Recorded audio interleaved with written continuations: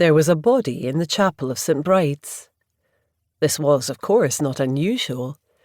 That the body should be in the confessional booth rather than a coffin most definitely was, and that the body should be that of a gentleman who had been strangled, more unusual still. The red sandstone church sat proudly at the head of the main street in the village of Glencluther, just past Tayview Brew, which had twice been shortlisted for Perthshire's prettiest tea room, despite not actually affording a view of the Tay. Poor Father Driver had made the discovery when he was undertaking preparations for Sunday Mass, a service that had to be cancelled for the first time in parish record.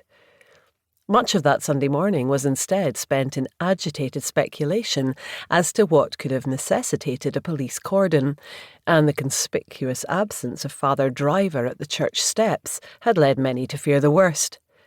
Then Judith Houston had spread the big news. "It's Mr. Galt," she reported, just the wrong side of giddy. "He's been murdered." Perhaps it was relief at who the victim was not that had coloured Mrs. Houston's response, but equally it could have been because Mr. Galt was not well liked in the village, and that his demise should have been a commissioned act was undoubtedly a factor in the speed with which she spread the tidings.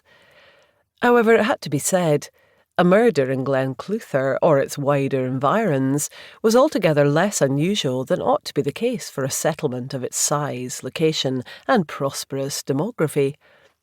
Despite its sleepy pace of life, its cosy insularity, and its old-fashioned ways, this little corner of Perthshire was a place where a great many people met their untimely ends.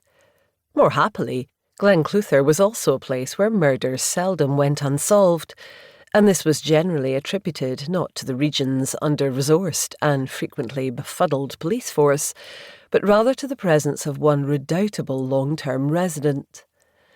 A couple of days after the unholy discovery at St. Bride's, the resident concerned was receiving a visit from her nephew William.